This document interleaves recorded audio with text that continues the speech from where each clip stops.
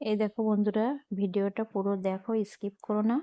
তারপরে পুরো ভিডিওটা দেখার পরে তোমাদের মতামত আমার কমেন্ট সেকশনে জানিও। আমার মিনি এই 3 দিন ধরে খুবই অসুস্থ। কারণ তোমরা যারা প্রথম থেকেই আমার ভিডিও দেখো, তোমরা অনেকেই দেখেছো যে আমাদের মিনি যখন একদম ছোট্ট, চোখ ফোটেনি, তখন থেকেই আমাদের কাছে মানুষ। এখন এর বয়স হচ্ছে এই 2 বছর, 2.5 বছর হয়েছে। তো যাই হোক, মাঝখানে ও মা হয়ে গেছিল।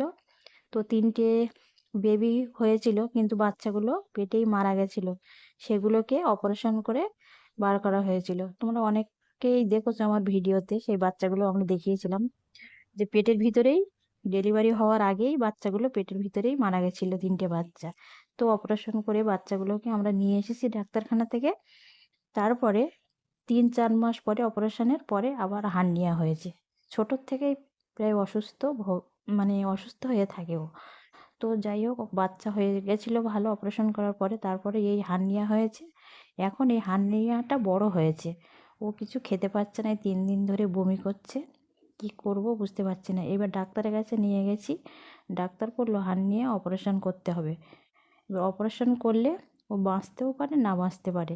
তারপরে আরেকটা বিষয়, যে অপারেশন করলে 3 মাস ওকে বেড রেস্ট রাখতে হবে। কিন্তু যেহেতু ও লোকাল বিড়াল, বাইরে ছোটাছুটি ঘোরাঘুরি করে, ঘরের মধ্যে তো একদমই থাকে না।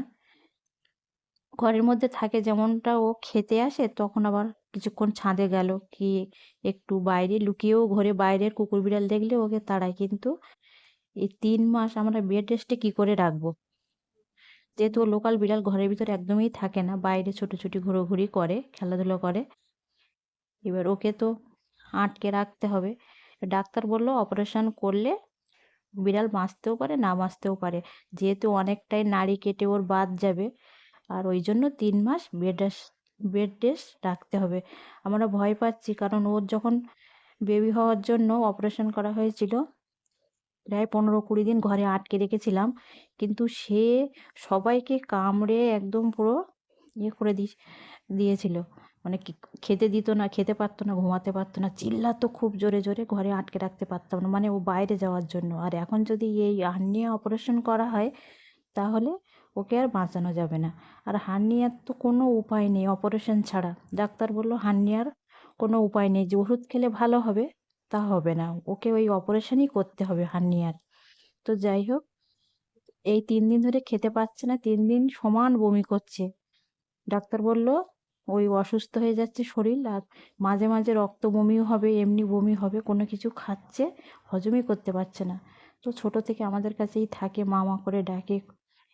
ওরও তো মা নেই, আমারও মা নেই। তো যাই হোক, আমি একটু ছাদে এসেছিলাম। এই দেখো ও খেলা করছে, আর কত বড় হয়েছে দেখো হাঁড়িটা। মানে হজম শক্তি দিন দিন কমে যাচ্ছে। ডাক্তার বলেছিল যে খেতে পারবে না, রক্ত বমি করবে, তারপরে নাকি ও মারা যাবে। এবার অপারেশন করলেও বাঁচবে না। আমরা যে অপারেশন করে নিয়ে আসবো, ডাক্তার বললো অপারেশন করলে ও নাও বাঁচতে পারে, কেননা অনেকটা নাড়ি কেটে বাদ দিতে হবে। তখন কিভাবে বাঁচানো যাবে? তাই যাই হোক বন্ধুরা, তোমাদের কি মতামত, যে অপারেশন করব কি করব না? তোমরা ভিডিওটা শেষ পর্যন্ত দেখো, দেখে একটা কমেন্ট করো, তাহলে ভালো লাগবে। যে অপারেশন করব কি করব না, আমরা তো বুঝতে পারছি না যে কি করব। যেহেতু এখন ছোট, কিছু বলতে পারে না। ও যদি বলতে পারতো সে একটা, কিন্তু ও তো কিছুই বলতে পারে না, এই জন্য প্রচণ্ড খারাপ লাগে। তো যাই হোক বন্ধুরা, তোমাদের মতামত কি অবশ্যই একটু কমেন্টে জানিও। আর ভিডিওটা দেখে, পুরো দেখে তারপর কমেন্ট করো, কমেন্টে জানিও যে তোমাদের কি মতামত। সবাই একটু বললে তাহলে সাহস পাবো। আর তোমরা একটু ঠাকুরের কাছে প্রার্থনা করো যে আমার মিনি যেন খুব তাড়াতাড়ি ভালো হয়ে যায়, কারণ ওর জন্য খুব সবার মন খারাপ বাড়িতে। কারণ ও খুব ছোটোর থেকে থাকে, আমাদের সঙ্গেই থাকে, তো ওই জন্য ওর ওপর প্রতি খুব মায়া পড়ে গেছে সবারই। ওই জন্য সবারই খুব কষ্ট হচ্ছে। যাই হোক, ভালো থেকো সবাই।